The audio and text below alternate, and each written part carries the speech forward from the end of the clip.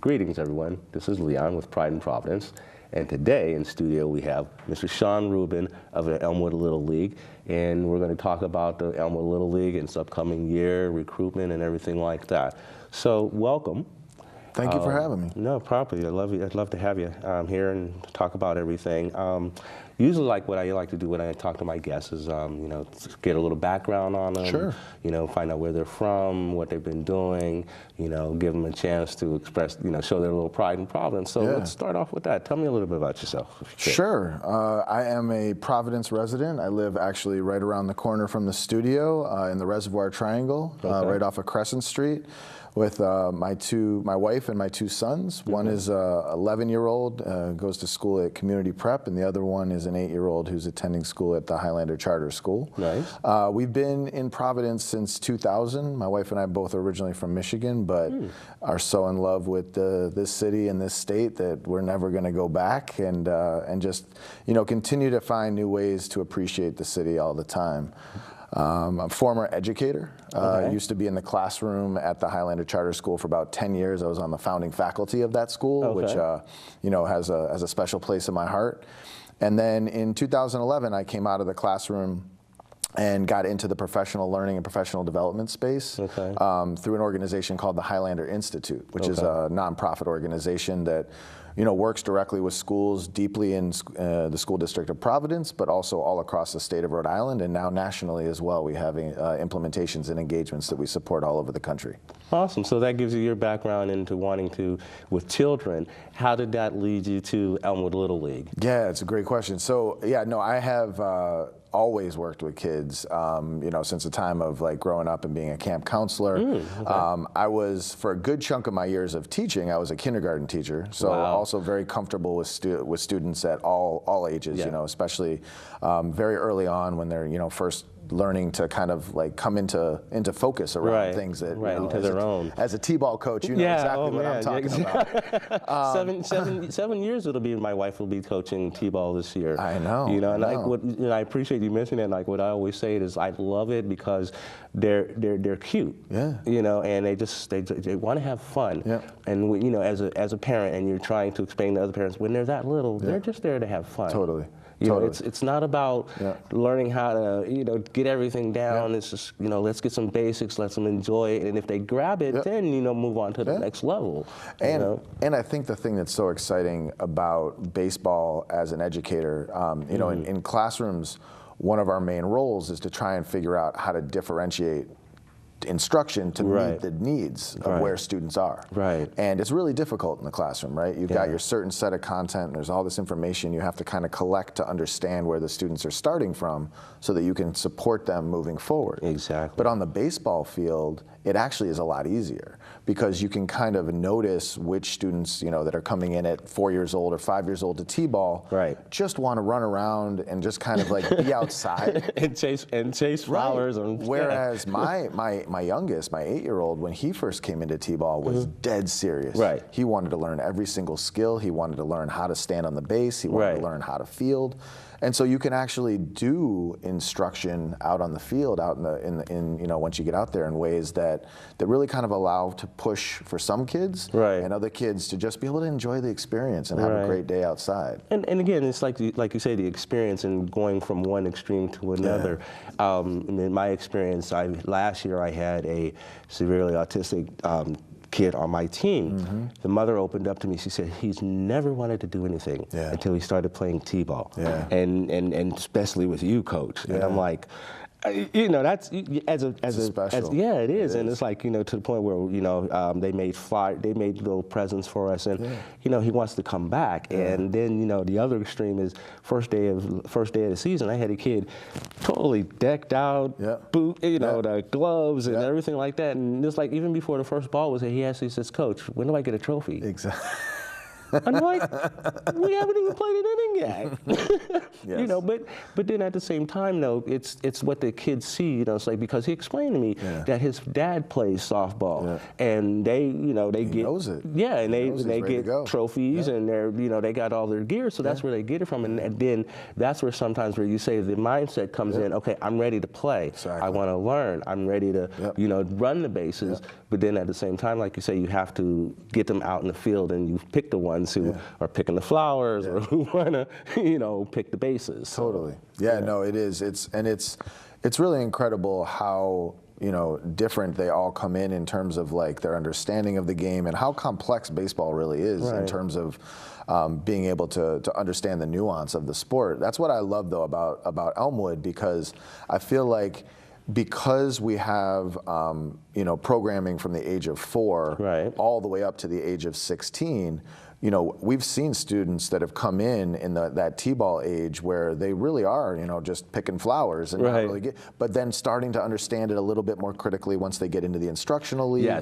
And then once they hit the minors, if they can kind of stay through that system, the game just starts to make sense. And when you see that light bulb go on and they really understand, like, okay, now after I hit the ball, I run to first base. Exactly. And I stop. Exactly. Exactly. Once they run through first base for the first time, and you're like, yes, they get it. Like, there are just certain benchmarks like that that get really exciting to be able to see. Exactly. And then now you said which league do you coach in? Or so I have coached all of them actually. So I started in T-ball, but I was actually an assistant. Lonray was my head coach, and he was such a great coach. So I actually learned a lot. And that's the other thing about, I think that's really powerful about Elmwood as well, is that, you know, you have some folks that have been there for a while. You know, you've got folks like Dave Talon, who's got a whole series of exercises and activities that he works kids through to build those very specific skills. The Normans. And then, and then I come in, and I've never been a coach before for baseball. I've played baseball, but I've never coached it.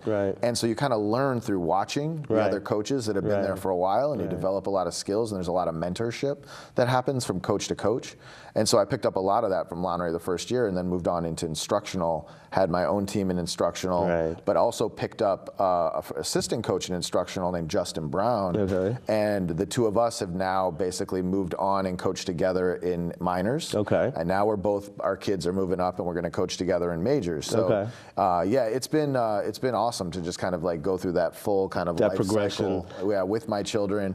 But also now, you know, kind of understanding it a little bit more and wanting to give back to the league, even though I'm not going to have any children in minor leagues this year, still wanting to really be able to support that league and its development, mentor new coaches into those positions, and make sure that the kids that are coming up from the instructional who aren't quite ready for the majors really have the supports they need to be successful in the minors. Now, something you had mentioned, I just wanted to ask you. You had mentioned Michigan. Are you a Wolverine or a Spartan? Big time Wolverine. Big time Wolverine. It was a really sad game yesterday, or Saturday night. But I back in the day, I used to be a big Michigan fan. Wolverine fan. No, my wife and I. That's where we met. We were both the University of Michigan students. But see, I'm from Pittsburgh, though. But I was like, got it.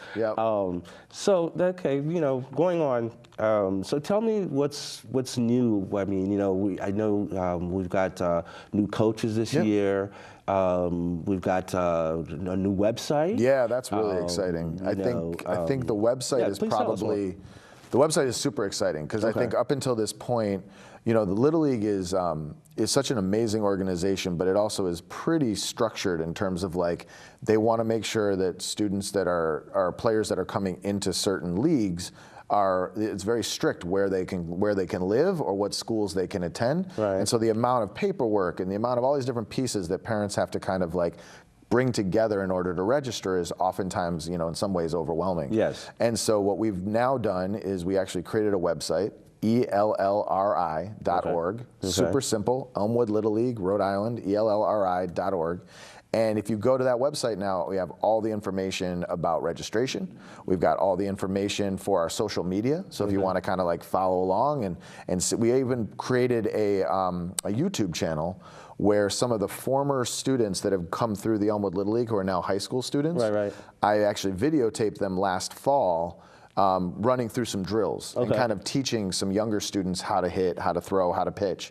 And so we put those videos up now so that coaches who want to like kind of learn, how do I instruct around hitting? I don't know how to do it. They can see these high school students instruct other students on how to do it. Right. And it's really great. So the website now has all these different resources, and what's cool is you can just photocopy your documents, directly upload them into the system. Okay. They live in there now permanently, so you don't have to bring them back every single season. Okay. Like, it's really quite an awesome thing. And we take credit cards now online, so that's big for families. I know a lot of families wanted to be able to pay by credit card last year, but we didn't really have that as an opportunity or an option. And so now it's just a really clean and clear system to be able to do that. I had a chance to check out the website myself, and I liked the video. Right. The video, so that was pretty cool. The kid, I was like, and then I remember you did the video with Kirk Gibson. Yep. When he's Right. I was there. I was there, so I remember that part. But it's starting to look clean. Yeah. And which I think I will maybe bring. Now, are you hoping with the new website and maybe more media attention that will grow Elmwood Little League? Definitely. I think that's where we're trying to get back to. I think the heyday was around like 500, 600 players. I think this past year we were down around 300, and so we're really trying to re-engage the community. I'm actually been going school to school at lunchtime when they have all the students kind of together, or in the morning when they have kind of the morning announcements, and actually been making kind of like, announcements and giving kids flyers directly into their hand to say like, hey, are you interested in baseball? Are you interested in softball? Do you understand these sports? Do you want to learn more about these sports? We even created a partnership with the Highlander Charter School where we gave them an equipment bag full of all the different pieces of equipment you would need to be able to run a unit. So their gym teacher is actually now going to run a unit on baseball at the school, so the kids can kind of get a sense for what this is, so they know if it's something they want to learn more about. So we're attempting to do all sorts of outreach. I think one of the other big things is that we have a very large Latinx population here in Providence, right? And a large Spanish-speaking population. And so what we're trying to do is make the website more accessible for folks that only speak Spanish, and so that families feel like if they do sign up for Elmwood Little League, then they know that they'll be able to get information in Spanish, that they'll be able to get updates from their coaches in Spanish, that they'll be able to really be able to understand all of the different pieces of information, because it's really, I remember the first year I came out as a parent and it was overwhelming. You don't really know where you're supposed to be when, what equipment you need. And so we're really trying to do a really good job of just making all of that super transparent and super open on the website, and using our social media page as well. Well, and again, you're talking about lists of things, and we're talking about kids, what they need when they show up, and, as far as uniforms and things like that. Like I said, the example of the one kid, first day, his kid's got, a full blown outfit. It's like, that's not needed, pair of pants, a shirt, So, those things that information is very much necessary. Totally. And I think, by putting it out there, making it accessible, before someone gets to registration. And I think, will just help us out a whole lot easier as well. Definitely. And we're also trying to make it more accessible through cost. So we're actually reaching out a lot now to different folks in the community as sponsors, and a lot of people are coming to the table as sponsors, either they're business sponsors or nonprofit sponsors. And what that allows us to do is actually to purchase equipment if families can't afford equipment, so that we can have gloves that are accessible for students who may not be able to find a glove. We can have extra cleats. And we're also actually made some really good connections with some national organizations. There's one called Pitch In for Baseball and Pitch In for Softball. It's a nonprofit that actually gets brand new equipment and then ships it to Little Leagues. And so I just had a conversation with them the other day, and they're going to box up about 5 boxes of brand new catcher's equipment, balls, bats, helmets, even a new batting cage net for us, so that we can really kind of like be decked out and have some really good stuff happening for the students and players this year. Are there any possibilities down the line for scholarships for some students that may not be able to qualify? Oh, for sure. I would definitely say to any family that wants to play, but funding is an option, or don't have the money right now. We offer reductions in prices for multiple players. We have payment plans for students or for players who maybe can only afford to pay parts of it over time. And then we have full scholarships. If you can't, if you want your child to play, but you know that actually coming up with that money to be able to buy the equipment and buy the registration fees is a problem, come talk to us. We want to figure out how to get as many students onto the field as possible. We want kids to play. We want as many kids in Providence to play as possible. Right. Let me see. Well, let's see. We got a few minutes left. Anything else you want to tell us about Elmwood Little League, the program, yourself? For sure. Let it on out into camera one. Yeah, well, I would say that basically if you're interested in baseball, which I don't know why, or softball, which I don't know why you wouldn't be, because essentially right now we've got students coming home from school, sitting on couch, playing Fortnite, video games. We got to get kids outside. That's where they truly grow. That's where they truly gain self-confidence. That's where they truly become the incredible athletes that they can become. So if you are interested, go to ellri.org. Check out all the information that we have on there.